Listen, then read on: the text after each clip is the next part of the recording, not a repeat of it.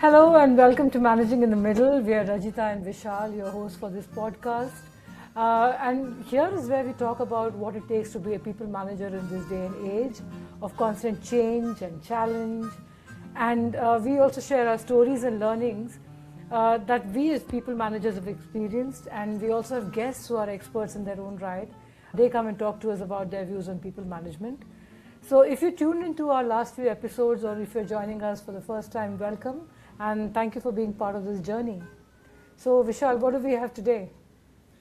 Well, Raji, we often talk about psychological safety as a corporate framework, something we build to drive innovation, meet organizational goals, or build effective teams. But today we're going to talk about it more as a lifeline. It definitely was a lifeline for me. About a decade ago, I was at my most vulnerable I've ever been, battling clinical depression in the corporate world.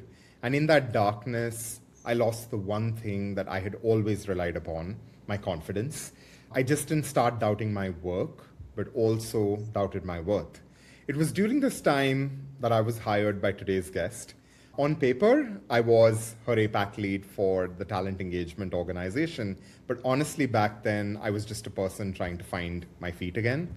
One can argue what stood out wasn't just her stellar leadership, but the conditions and environment she created for me to manage my mental health, to operate without judgment, with a safety net to fail until I remembered how to fly again.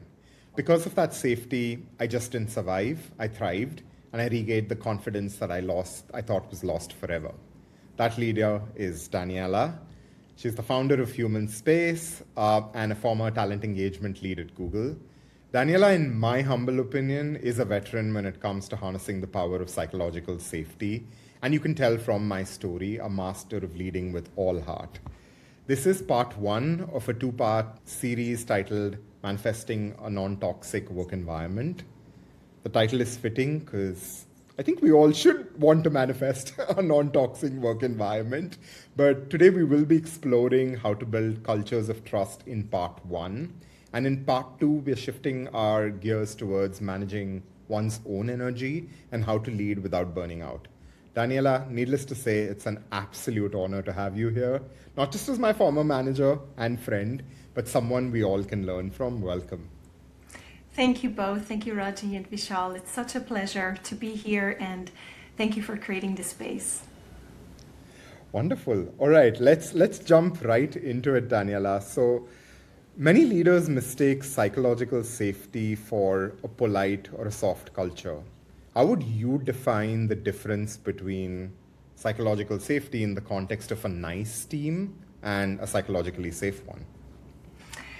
Well, niceness is a bit misleading because when people are nice in teams, it feels comfortable.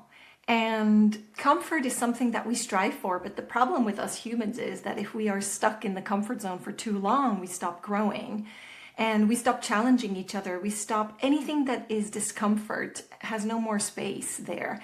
And so that's not psychological safety. Psychological safety is really something where discomfort can enter the space. And it's entered safely, it's done respectfully, caring. So I often say, become comfortable with being uncomfortable, because then when you do feel uncomfortable, you grow. And so it's mostly about being able to challenge each other. It's really that teams can perform in a way where they can also say things, speak the truth, say things always with care and respectfully, but they can disagree and they can just challenge each other. Yeah, I remember one of your diagrams, at least from when you initially started managing us. I think you used to have this circle and then there was an arrow that basically came out and it said, I think growth happens outside of the comfort zone. I think I have vivid memories of that diagrammatic representation of what you just kind of covered, yeah. Exactly. Rajita, any thoughts? Yeah, no, I was just thinking, Vishal, that this conversation got so real so fast when you started off with that story. And Daniela, very often managers don't know that they're getting into a situation like this, right?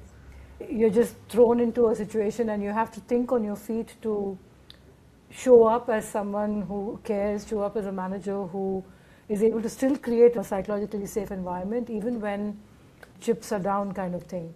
And I'd love to hear from you. How does that work for you? Is there something that you do before you get into a meeting, or is there something you do before every meeting as a manager?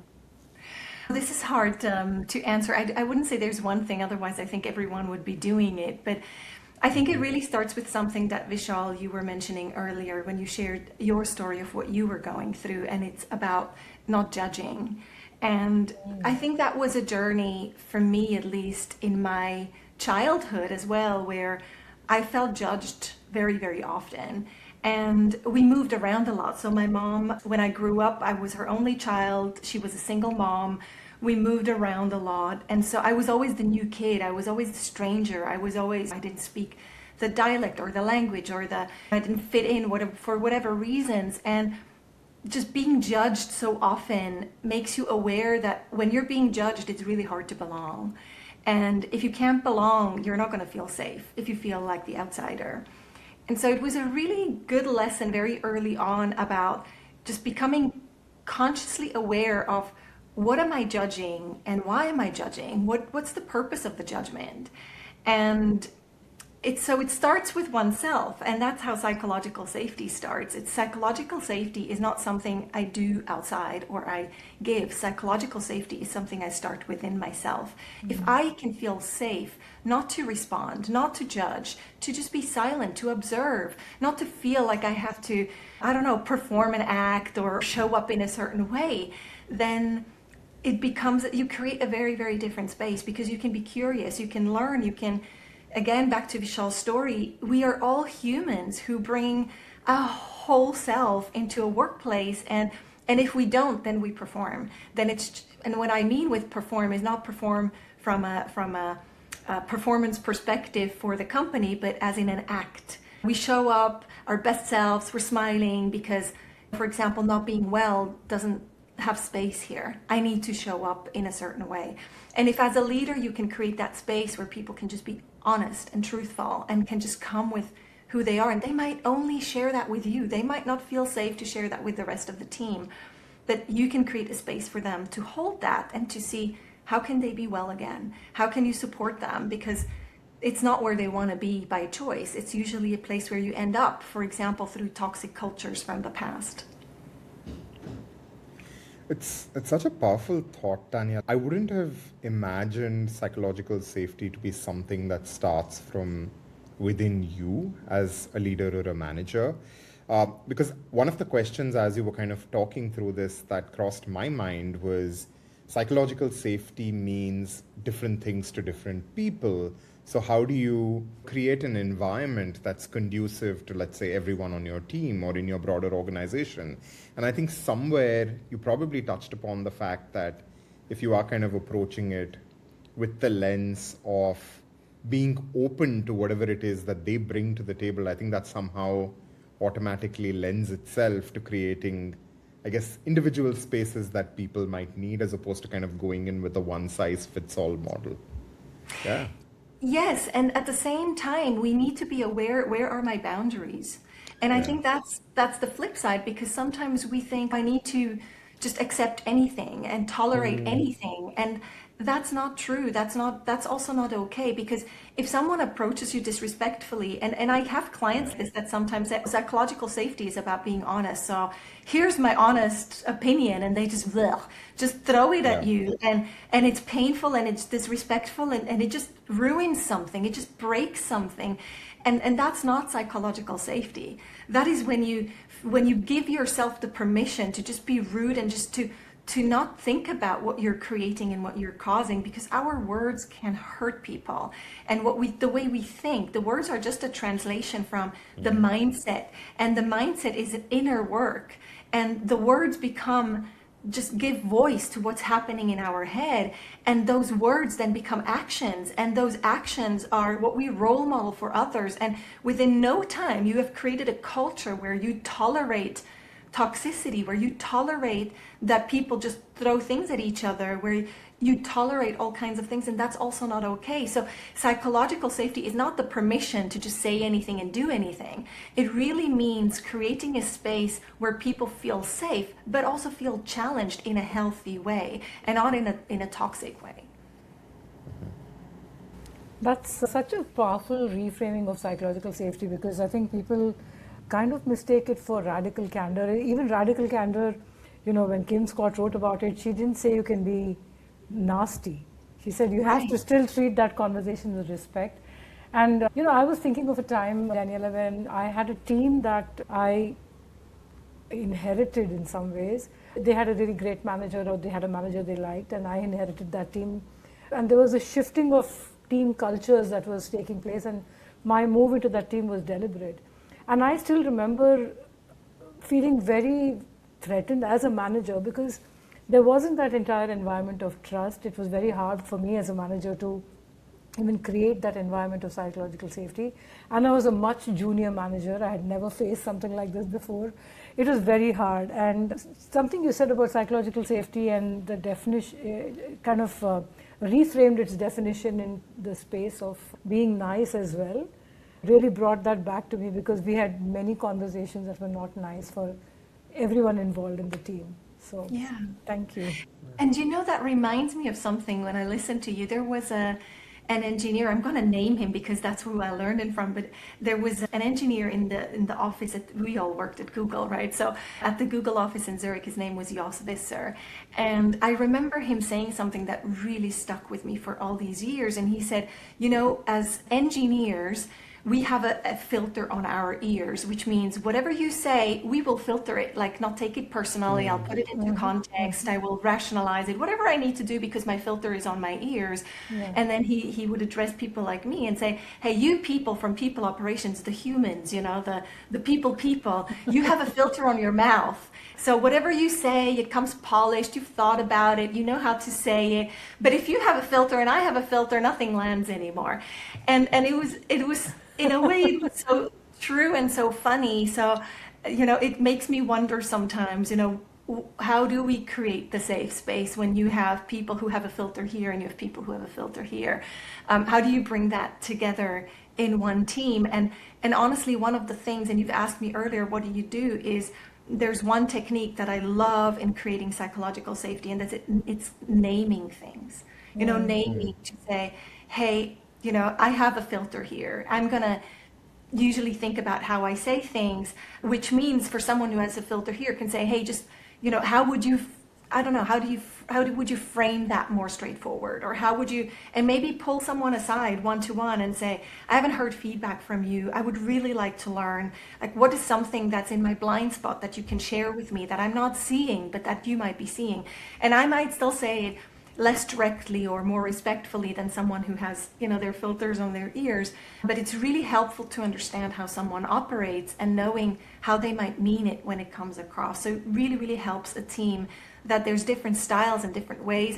And that's what makes up a really strong team, is the diversity on the team and being able to hold that, because many, many leaders want diversity because they know it brings innovation, but they can't hold it. They don't have the skill for diverse opinions, for diverse viewpoints, because they want everyone kind of to be like them and to think in the same way. And Churchill once said, if two people share the same opinion, there's one too many. You don't need people who will repeat what you say. Will this also work in situations where there are no filters, like everyone is just saying what comes to their mind? That's when we come to boundaries, and in my observations, also with leadership teams, when a team has evolved to that space where they just say things without thinking, there's a lot of hurt in the space. There's a lot of anxiety in the space. Like, I'm anxious to say something because I know person X will respond in this way. And so it just shifts from attack mostly into silence, or just really, really, the attack is just very painful and hurtful, and it doesn't serve a purpose, a common purpose, no longer. And when that's the case, you really lose the dynamic, the healthy dynamic of the team, and it really becomes dysfunctional. So the way that people treat each other will have an important impact on how the team will perform. Yeah. I wish I had this conversation when I was that younger manager But this is very helpful. Thank you. Oh, but we need to go through the pain. Like, honestly, for anyone who's listening and thinks like, oh, I wish I had known, that's what I said earlier about, becoming uncomfortable. Just from hearing discomfort, we're not uncomfortable. Like if you're sitting in your couch and you have a lovely team, you're not going to learn it. You got to have the difficult times. You got to get through the storms, because that's when you learn the skills. So if you've been very, very comfortable so long, then you probably haven't been able to practice these skills. And hopefully, you get a chance to do that without hurting yourself. Yeah. Daniela, just digging into this whole fascinating concept of boundaries and psychological safety, and I'm going completely off script here with a question, but the way I kind of process it, I feel like good boundaries stem from good expectation management. So, in your opinion, what does good expectation management when it comes to psychological safety look like at a broader scale with your team? Oh, such an important question, because expectations are something we totally underestimate, but they are around us all the time. Like they're everywhere. You expect the bus to be on time. I mean, I'm in Switzerland, so I'm thinking of, public transportation, or, you expect, I don't know, for your food that you buy to be fresh and healthy, or, we have these unexpressed expectations everywhere, for the Wi-Fi not to break down during our episodes, right? Like there's all these expectations we have that we're not even aware of. We don't even mention them because they're just normal. And expectations is something like, I love, kind of this formula, like disappointment is expectations minus reality, which you like, let that sink in for a moment. Like disappointment is what you expect minus what actually happens. And it's called the disappointment gap. And that the bigger that gap is, the more room there is for feedback. So if you expect something and it doesn't turn out the way you expected it to be, the bigger that gap, the more alignment there needs to be, the more feedback, the more check-in, the more conversation, the more, hey, how do we bring that closer together, what I expect and what the reality is like. And that goes from any relationship to relationships with organizations, with systems, with at scale. It's not just interpersonal between two human beings, but it can be scaled. But it's the same thing with children. If you expect something from a child and you haven't communicated that, and you haven't aligned and you haven't agreed, you will probably get disappointed. And so you're bringing up this very important point about creating that space where expectations won't always be met, but what you do and how you react, how you respond to that, how you follow up, that is what makes the culture. Because if you just ignore it, if you just move on and just pretend like, oh, well, I'll, like in corporate setting, I'll just put it in the performance review and then, we'll just have the uncomfortable discussion, then you're going to lose the trust. You're going to lose the relationship. So where it brings it back to what we talked about in the beginning, this discomfort. Psychological safety is about being able to have difficult conversations. It's about being able to say, I had a certain expectation.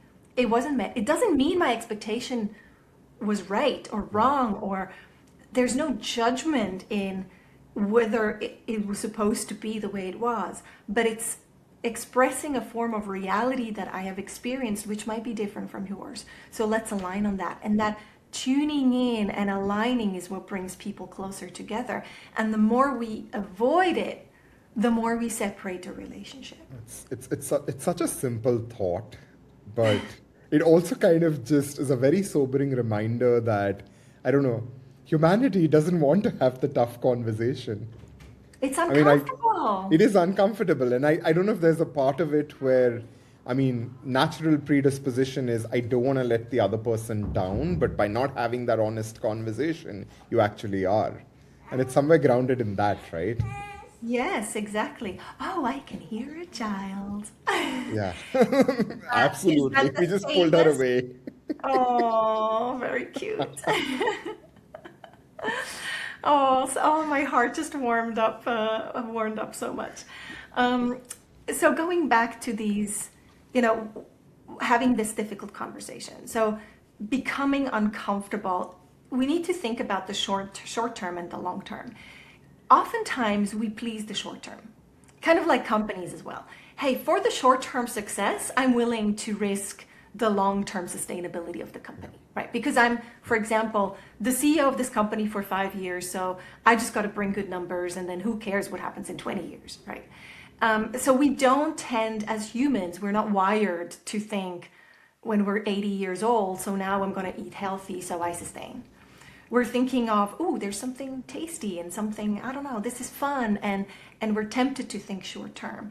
And the same thing happens with discomfort and uncomfortable situations, because maybe it's going to solve itself. Maybe it's going to just go away.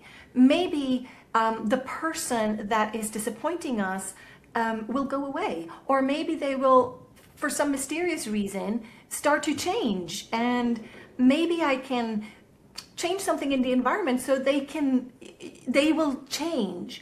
So we're trying to change while we're not working on ourselves, because what's really happening is I'm having a hard time having a hard conversation, because when I have that, I might hurt someone.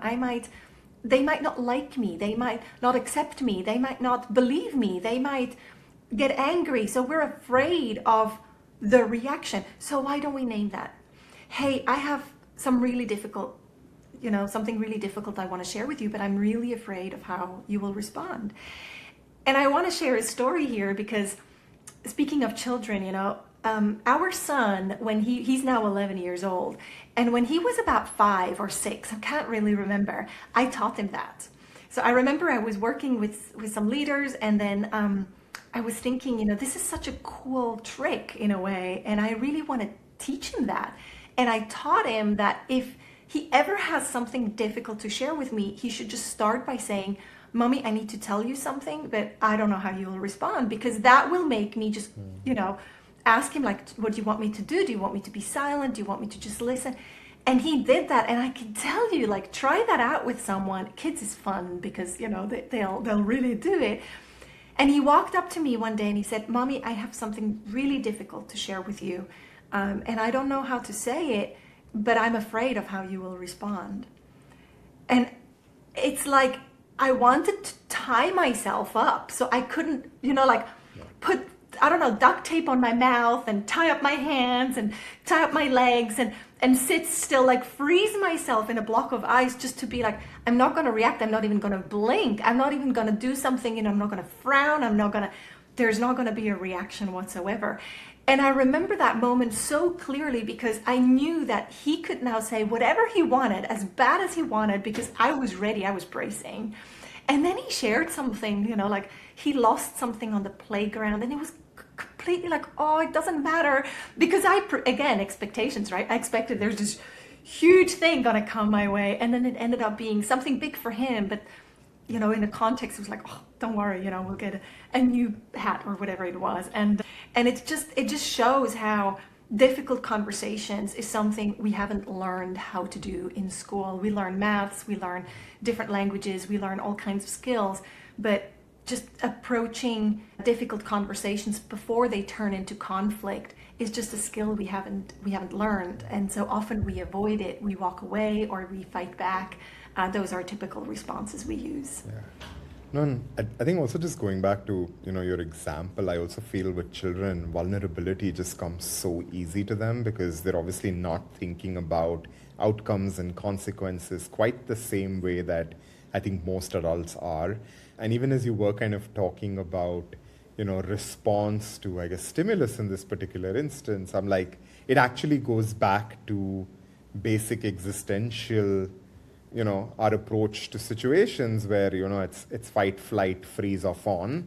And yeah, I almost feel like for all those managers out there, and, the three of us being in HR for as long as we have, the one thing that's probably stood the test of time is managers not being able to give real-time feedback. And I think this just makes it so real as to why or why not. Yeah. Yeah, exactly. And it's hard, right? It's really It hard. is.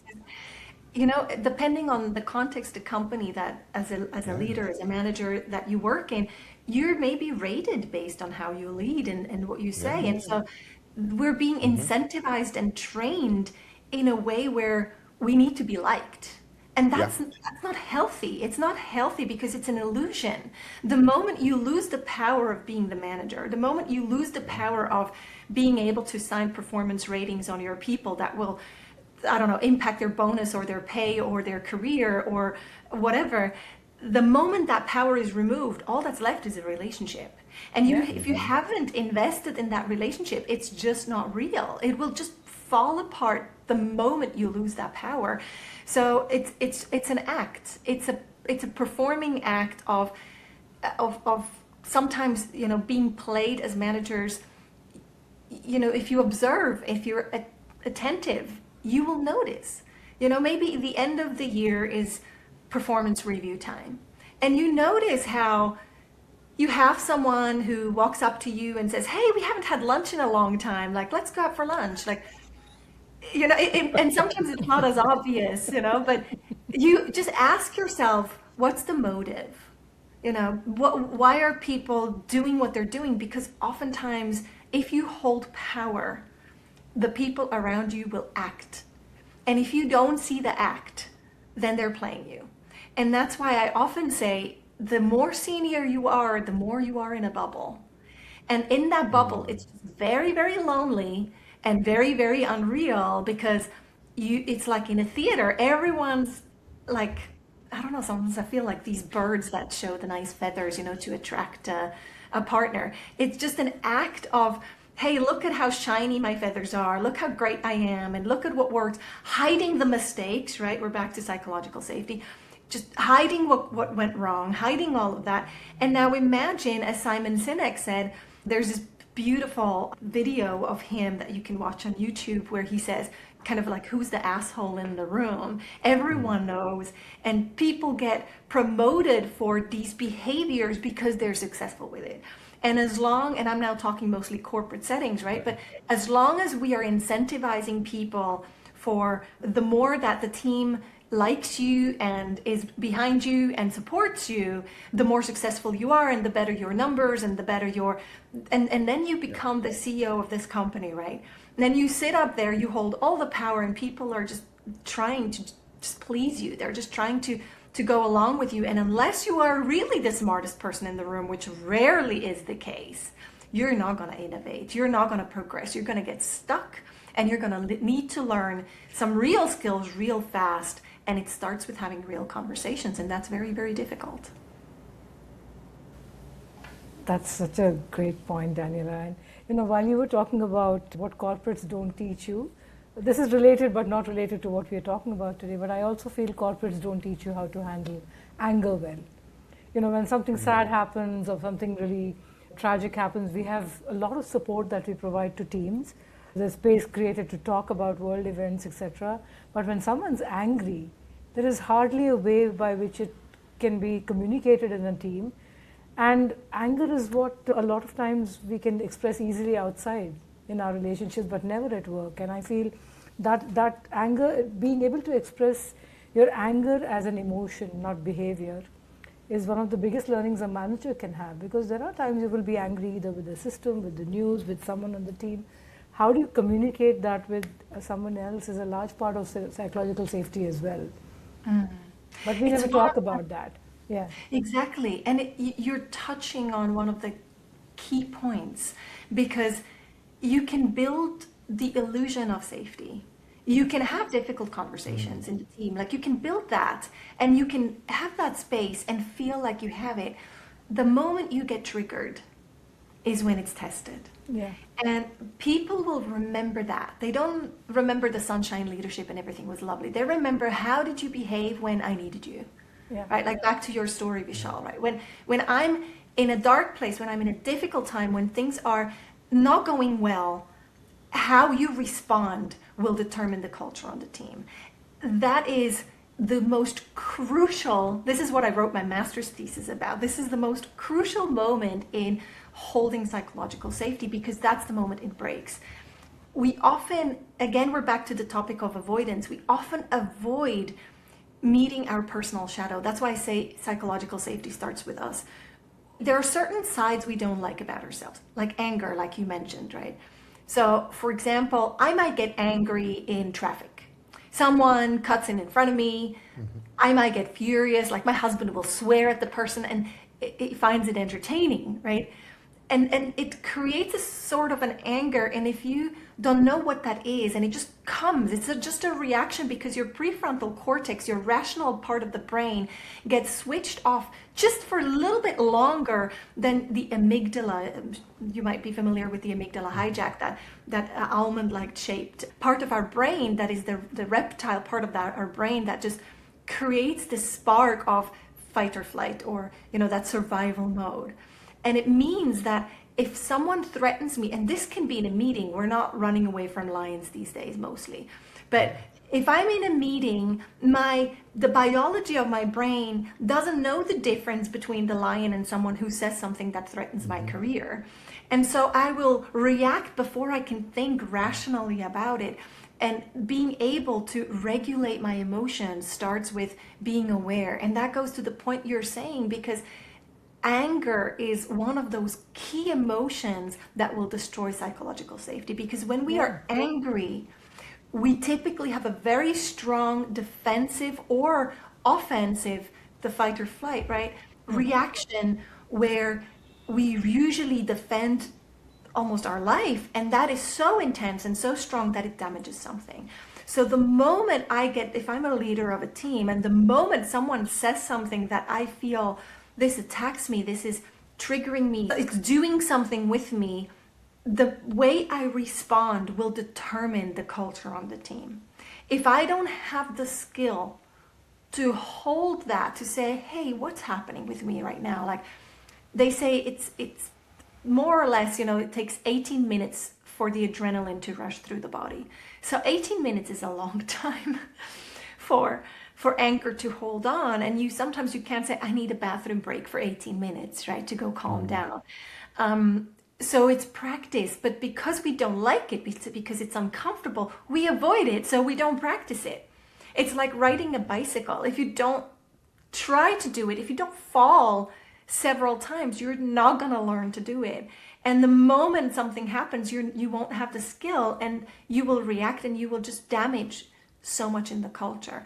So a lot of the observations that we make in teams and leadership teams is they have the skills to build psychological safety. Like they know, okay, we're going to learn the skills how to have real conversations. We're going to name things. We're going to, we're going to create spaces.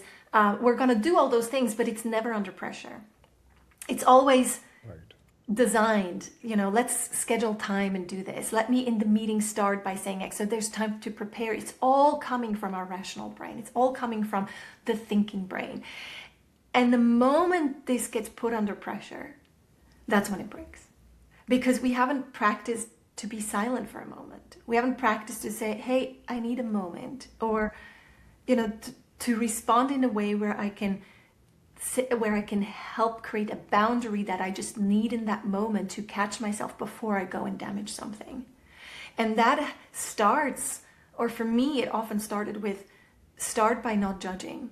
Start by asking the question, I wonder where this is coming from. Or, I wonder what's the motive. I wonder what's the intent behind this. Where, just being curious, and that is difficult. It sounds so easy, but when you're triggered and someone's like rah, attacking you, to just be like, I wonder where this is coming from. It's really, really, really, really hard. It takes so much practice. But those are the moments that Vishal, you were talking about. Those are the moments that when someone comes to you and shares something, that as a manager, maybe you don't want to hear, that's the moment when you hold them. That's the moment when you hold the space. That's the moment you create the culture. That's the moment they'll remember. It's not the shiny, everything was great, and we held lots of happy spaces to speak. Right. That's not what you'll remember. Leadership is really that moment between the stimulus and the response. That fraction of sometimes milliseconds of choice. I choose how I'll respond. That to me is leadership. I know that fraction of milliseconds, and I know it's coming, and I know I have a choice, and I choose, and not I let it happen to me. And then I go and try and apologize and fix it afterwards. That is the skill of leadership. I really like this thought of, stimulus and response, Daniela, and I want to kind of maybe stay on it for a bit more and talk about it also in the context of the interplay between emotions and psychological safety, right? A lot of what we have kind of discussed so far is the perspective of how a manager responds to these sorts of situations. But one could argue, and I'm maybe playing the devil's advocate a little bit over here, to say that is a psychologically safe team one where an individual on the team can probably process their full range of emotions, but not necessarily display it? Because, someone could listen to the conversation we're having and argue that, hey, if this team was truly psychologically safe, me as an individual should be able to express how I feel in a way that is innate to me or is authentic to me. What is your take on that aspect of the framing? It kind of in my head triggers the word boundaries again, right? Like it does, yeah. it's really, and it's perhaps also dependent on the context. But there's something that's coming to my mind is how much you tolerate because you don't have the skills. Like a team is not a therapy. A team is not a place where everyone comes and brings the shadows of the past and processes them, because neither the manager nor the team have the skill to do that. So if someone has or experiences a full range of emotions, like that's a lot. But that's a lot to ask, right? If like I would almost say call to action. If you notice someone is regularly expressing different kinds of emotions, like pull the person aside, like you please notice, maybe step number one, please notice, because something else is going on. There's something going on they're probably not talking about. And that might not be psychological safety in the team. Hey, let's, create space where everyone can share any emotion, but really pull them aside and say, hey, what's really going on? I'm noticing this. How do you feel? Because you might catch someone before it escalates. You might be able to support them and direct them in a certain direction of where they'll find the kind of support they need. But it doesn't mean the team, and that's where the boundary is very important for me, is the team is not the therapy session. And individuals might need something that the team cannot give. And you might be lucky. You might have a leader who can help you or who can support you and give you that, but you might not be lucky. You might not have a leader who can do that. And so it might be difficult. So often I find people who bring in strong emotions, there's usually three things. They haven't been heard, number one, they haven't been seen, and they haven't been acknowledged or appreciated in the past. It's one of these three, right? So they have developed this need to shout and to say something, and at some point they've reached a point where the only way to be heard is by expressing an emotion and not even naming it, not saying I'm angry, I'm frustrated, but just saying, why can't we do this? And I've said it 100 times, and you can observe it, you witness the emotional, I'm gonna name it, outbursts. It might not be as intense as an outburst, but you can tell, hey, it's getting emotional, something's going on. And that's the moment to pause and say, what's really going on here? And that's where the conversation needs to go to the emotional level, because if you have a rational part of the brain speaking to the emotional part of the brain, they don't speak the same language. And as a leader, you can pause and you can create the space and say, hey, let's continue this conversation, tomorrow, whenever, create the pause. And that's where I think this really is the task of the leader and not a team member, is to notice and to hold, to take that person into a safe space and say, hey, I've observed, I've seen, how do you feel? Like, name the emotion. And if they say, oh, I just feel, I don't know, I feel bad. Bad is a judgment, or good, it's a judgment. It's not an emotion. So help them name it. How do you truly feel? Like, there's a wheel of emotions you can Google, and I love holding that up for people sometimes and say, where are you on this wheel of emotions? Just what would describe how you feel? And if they're able to say, I'm angry, I'm hurt, I feel lost, I feel lonely, I feel you always, I don't know, you always give Jimmy the preferential treatment, and I never get X, Y, and Z. So if you hear things like always, never, these extreme expressions, then you know there's much more going on. And finding the true root of the cause of what causes that emotion is when you can unlock it. And often leaders don't have that skill. We don't even notice it, and we just, this person again, and just like, they just had a bad day, right? We brush it off, we normalize it, we tolerate it. And then that becomes the culture. It becomes the culture that this is tolerated, this is normalized, this is just how things are. And that's the stuff when you join a team and you say, hey, what's it like on this team? That's the stuff that people share. And that's the stuff you pick up right away, is what is tolerated. And so as a leader, tolerance is a very, very important topic to see what are the boundaries I'm creating. And where do I pull someone aside, and where do I just let it go and just brush it off and just role model to the team, like, this is okay to behave. Some behaviors are not okay, and it's okay to call that out. I was just thinking, Daniela, this is so much that we ask of our managers, right? And because here you're asking a manager to say, shut down your learnt instincts of wanting to solve a problem, shut down your instincts of brushing things off. Yeah. Because you're also human, you have your own emotional responses to events. I love one thing that you said, which is, to stay curious, to be curious, to say, okay, where is this coming from, or what is going on with this person in your experience? What do managers typically do to remain that calm, centered person for the team? It's really difficult, and it's not something you can learn unless you face the demon, right? Yeah. For me, it was like, I've had mentors I've had great role models, but I think my best lessons were the bad managers. Honestly, like... How to not be like them. Really? Yeah, seriously. The bad managers, or again, back to my childhood, right? Like the kids that were bullying me, the kids that were excluding me, the kids that made me suffer. In a way, I'm grateful, because that experience really taught me, I don't want to be like this.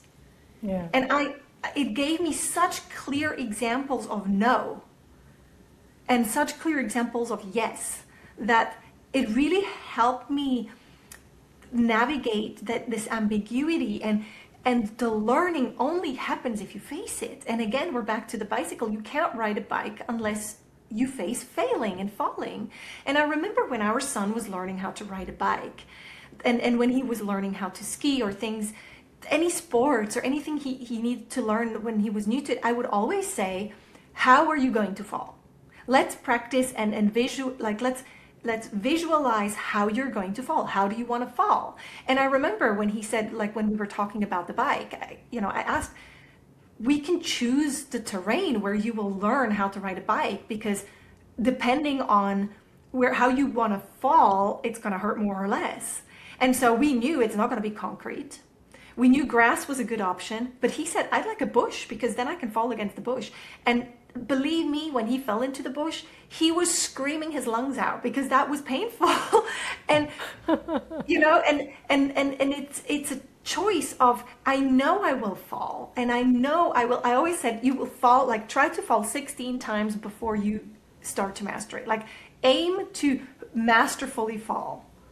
And when you masterfully fall, something happens with our brain is, we accept it's going to happen. So the expectation setting, right? Like, I'm not expecting that I'm going to sit on a bike and just magically ride it. I know I will fall, so I'm having a realistic expectation of this is going to happen. Falling hurts. How do I want this pain? I mean, this is terrible. I feel like awful that we're having this conversation, right? But it's going to happen, so let me plan, let me design how I want this to be. Do I want to fall into water? Maybe not. Do I want to fall into a bush? Do I want to fall onto a soft mat? There's options that we can create a soft falling, but the fall eventually is something that will hurt regardless of how you fall, and it will feel like disappointment. But when you know it's going to happen, the disappointment won't hold you back, because you know, hey, I'm going to try and fall 16 times, and if after 8 times you're riding that bike, you're like, oh no, why can't I practice more falling? At least that was the reaction our son had. In a way, was really, hey, it worked much faster than I expected. So managers really need to face that they will fail. You're going to fail, and it's going to hurt. And so just name it. Just tell people in the team, hey, I'm new to managing, or I'm new to this team. You had a great manager before. I'm filling a space of someone who, I don't know, maybe, was very effective at what they did. You had a great team coherence. You had a great dynamic. And I'm anxious about not being able to fill that space. And just name it, what's going on. And sometimes it sounds so simple, but it's so hard, because you got to first be aware and not come in and say, woohoo, this is me, I'm your new leader, and everything's going to be great, and this is our strategy, and this is the vision, and that's what we'll focus on, and here we go, because you're completely ignoring what everyone's thinking in the room. What is it going to be like with this person? What are they like? And if you just brush that off and ignore that, people will look to find out. They'll look for signals from you. And if you don't name it, it becomes the elephant in the room. And if it's the elephant in the room, it's not discussed, it's not talked about, and you don't know what people think. It's really, you're in your bubble. You think you're doing well, everyone makes compliments to you, and yeah, you're in your bubble. I had a very senior leader during my time at Google who I had lunch with someday, and I will never forget what he said to me. He said, hey, Daniela, you recently came to me and you gave me some really difficult feedback, and I have to tell you, I needed to sleep on it. It took me a moment, because it's been a very long time that someone's given me such honest feedback, and I really want to thank you for that. It really showed me how it becomes rare. It's a really rare currency, this currency of trust building, the currency of honestly caring and doing that to someone who holds more power than you, who has an impact on your career, who you might hurt, you don't know how they will react. You might be afraid of their response, but you do it anyway because you care about them. And if they feel that it comes from a caring place and you name that, you can say, I have something really difficult to tell you. And again, like I was, teaching my son, I don't know how it will land. I'm afraid of how it will land. If you start by saying this, by naming the vulnerability inside of you, it just creates a very different dynamic. Okay, officially mind blown. But in just processing a lot of our conversation, Daniela, on a lighter note, the one thing I was kind of thinking about was, I feel like psychological safety is a little bit of an oxymoron, and it is complex simplicity at its best. Yes. With that as, I guess, a way to kind of describe it. I mean, yes, it seems like a simple pathway to be able to build psychological safe teams, but at the same point, there are just so many layers of depth that you need to kind of unpack as, a leader or a manager of your organization. Obviously, the world that we kind of live in at this point is evolving rapidly, and the complexity factor has gotten heightened so much more. We were talking with one of our other colleagues, Stephanie Conway, in a previous podcast about the interplay between AI and people management. In your opinion, with this new order of world that we're kind of operating in, do you feel like the tenets of psychological safety remain the same? Has it evolved? How do you kind of, I guess, bring that to organizations and teams in a world where the future of work is rapidly changing by the minute? It's such an interesting question. I was reading this new report that came out from the Edelman Trust Report 2026. And one of the things that struck me, and I just wrote an article about it for Forbes, but one of the things that struck me is that leaders need to become brokers of trust. And psychological safety was kind of built for a different era. It was built for a time when we assumed that what's missing, and it was mostly the case, was what's missing in teams is to be able to have real conversations, to be able to say things, to have challenging conversations, and that's where you can go and innovate. Now, people are at a stage where honest conversations in teams that have done the work and that have worked on psychological safety, they can have the real honest conversations. And what we're noticing in the world with what's happening geopolitically, what's happening with AI, with technology advancing so fast, is we're really touching on something that is so deep and deeply human, which is trust. And trust is then the question, well, who do we trust and what do we trust? And according to this study, we trust our organization more than we trust, for example, the media or politics and the system, the government. So that puts, I mean, if you just think about this, that puts extreme pressure on organizational leadership, on leaders, managers in an organization, because, hey, you're the person that people trust the most. And the closer they are, the more they trust, right? So I trust my manager more than I trust my VP, my CEO. So the person that's closest to me, I trust the most. So, and that goes back to Raji, what you were saying earlier, right? Like that pressure on managers and the lack of training, because, hey, maybe as a manager, you learned how to communicate a strategy, and then how to set objectives and key results and things like this, and maybe basics of leadership. But you haven't learned those skills. You haven't learned that there's that pressure of trust where people look to you and are like, please rescue us, please save us, please, what's happening in the world, give me that safety, give me that. It's a new dimension of complexity that is so fundamentally human-based that hasn't been taught, that as humans we haven't learned, yet the world is evolving into that. With technology, anyone, people are saying, hey, will I be replaced by technology? Well, you might not be replaced by technology. You might need to evolve with technology. That's probably where things are going, because if you're not replaced by technology, if you're replaced, you'll be replaced by someone who knows how to use technology. Like, that's much more realistic.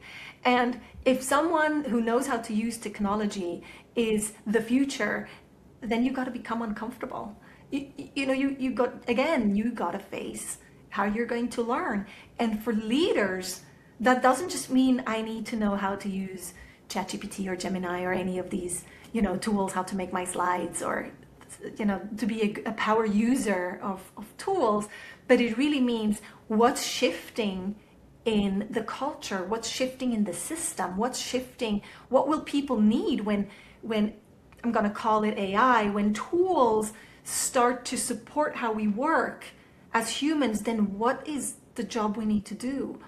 What's the shift we need to go through together as human beings? And I feel like that's a question people aren't asking. They're still asking the same questions that were on slide decks before about what's our vision for next year? What's the strategy for next year? How are we going to bring the numbers? Rather than there's a fundamental shift, like a tectonic shift around us happening.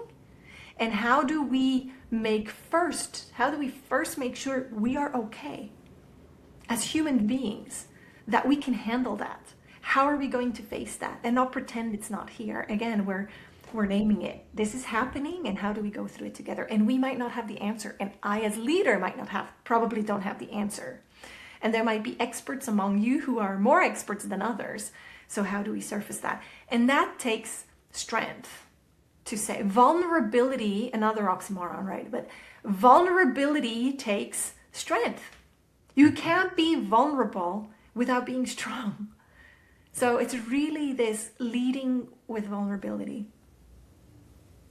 No, it's also good to kind of hear on some level with your response that despite all of these changes, I think the bottom line fact that people don't voluntarily leave organizations, they leave managers, still holds true in this AI era. So that is odd. That is oddly reassuring in some way. Yes, so true, so true. It's often, and whenever I work with people in organizations and for some reason they choose to leave, I love asking them, hey, what was that moment? What was the moment when you just felt like this is it? When you made that decision, right? Because sometimes we struggle with the thought. We may play with the thought for a while, but we don't do it. We don't actually do it. We might say, oh, I don't like it. Ugh. We complain. And that's oftentimes when I feel like, oh, just the decision needs to happen. But then it just often means we haven't suffered enough as humans. Usually the suffering makes the decision real. And I'm always curious, what's the moment? And you won't believe how many times the story includes something the manager said or something the manager did. Was the trigger, right? It might not be, there might be other contextual things, but the trigger of now I'm leaving is often that sentence includes the word manager or leader. And it's sad because the good people, if you don't want to lose someone, if you have really good talent on your team, those are the first people who will leave. If you can't be human, a caring human being who drives innovation, who holds the spaces, who has the difficult conversations, who has worked on themselves, is aware of their own limitations, it's often the good people who you will lose first. I was wondering if we should add people leave because cultures fail them. But then again, the manager plays such a strong role in, creating a strong microculture even within the team. Even if the larger culture is slightly different, you can still have a different microculture within your team. Yes, exactly. Yeah. And humans create the culture, right? You can hire someone who's in 100,000 people organization, you can hire one person who's going to look after 10, 20,000 people, and you're going to know in that organization it's very toxic. And it's because of the leader at the top and what they tolerate or don't tolerate, or the boundaries they set and what's accepted, what's not accepted. And often it's this toxic behavior that becomes accepted and becomes normalized. And the moment that happens, it just spreads like a bushfire in the organization. So you can have a very, very safe organization. When I mean safe yet challenging, demanding, a learning organization where you move forward, and then you bring in one human being and you can really damage the culture, and people can go silent. They can go into acting mode. Everything's fine. Everything's good. Everyone agrees. And you just move to silence and to obeying, and that's the performing act, and no longer a true team dynamic where you will feel like you can advance. I was actually thinking about, the opposite scenario, Daniela, where you have a toxic organization and then you have those few managers who are essentially just carrying the weight of all of that toxicity with the goal of protecting their teams and individuals who kind of report to them, and how they then create that safe space within something broader that's clearly, not particularly where it should be. So yeah, we can probably shift gears and talk about, I guess, manager well-being. Yeah. There's something when you say that it just comes to my mind, and that's a leader that I've recently worked with for a couple of years who, I always say the work we do, we really go where people want. There's two things. They want to change, but they don't know how. They want psychological safety. They want to build ecosystems of trust, but they don't know how to do it because it's just so much is broken and damaged. So we are often called into workplaces where team dynamics are just broken, but it's not clearly visible, and you'll have someone who notices and who will point it out. And so I often just call it toxic. We go to toxic workplaces. And it's interesting to see how you'll have, when I come into an organization like this, you have leaders who latch on to me like, oh, thank God she's here. Like finally we can change something. And it almost gives them permission that they can go back to being caring human beings. Still demanding, but caring human beings. And they have this natural instinct of, whew, thank God. Because they almost needed permission to be like that again. And then you have the other leaders who are like, oh, the police is here, like, oh no, she's gonna come and tell us what's not okay and what's okay, and she's going to be, it really feels like I'm coming into policing, and they sit on the same level, right? Like these people are reporting, let's say, to the same CEO. And it's fascinating how when I work with these teams, I'm often not announced in the organization. Like employees don't know that I'm there and that I'm doing work with them. This is often happening behind just the organizational knowledge. But you start noticing shifts in the organization.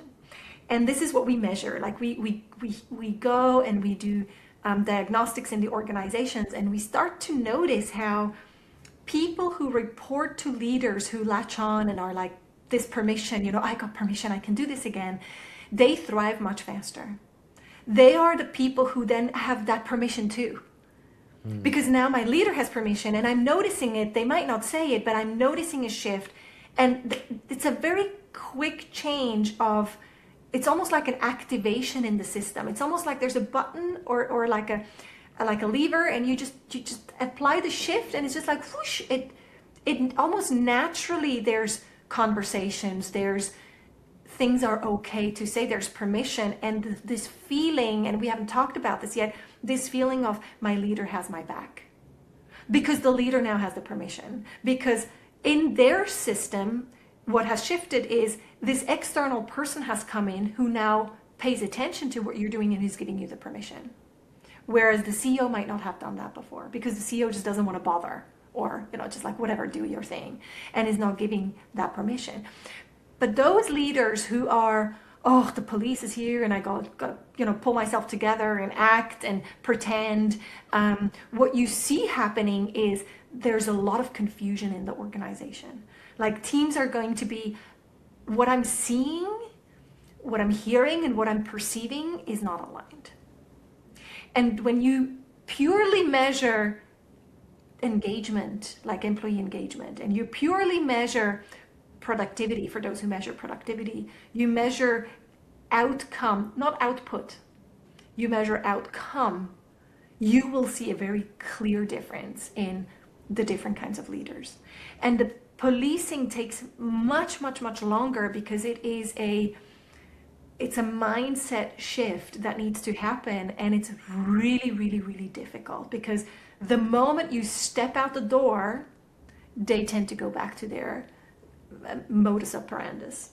And the moment you're back in, they're trying again. But in the organization, again, what they see and what they experience are two different things. It doesn't align. And that creates confusion. And again, it's a question of, when do you lose the good people? And they notice the difference that, hey, on this team over here, there's something's different, and I'd like to be having these conversations. And they get drawn and pulled, like Anthony, a guy that I'm co-authoring a book with at the moment. He shared the story of one of his former managers, like a long time ago, and he remembers her to this day. He said she created that space that other teams, other departments would come and have coffee on our side of the corridor or the hallway, even though our coffee was not good, but they just liked the environment. They just felt like we could have good conversations, and there was humor, and there was just honesty, and we could just be human, and they were drawn naturally. And that's what you'll start to see in an organization where it's toxic, is you really start to see that leadership makes a huge difference in terms of how the organization and the system operates and works. That wraps up part 1 of our deep dive into manifesting a non-toxic work environment with Daniela Landherr. We've laid the groundwork for a healthier culture, but we're only halfway there. In part 2, we're shifting the focus inward, exploring how to manage your own energy and the art of leading others without burning yourself out. You won't want to miss it. See you there.